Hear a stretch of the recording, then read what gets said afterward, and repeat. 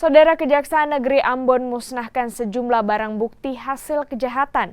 Salah satu yang dimusnahkan adalah narkoba berbagai jenis. Barang bukti ini dimusnahkan usai adanya putusan dari pengadilan.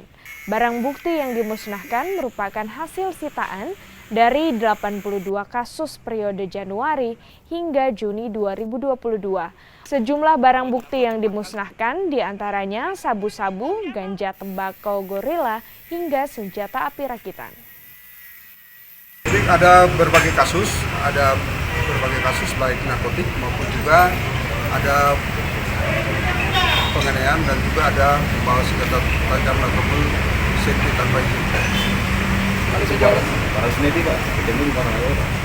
Itu barang bukti senpinya itu dalam perkara tawuran yang kalau tidak salah itu di Saparua.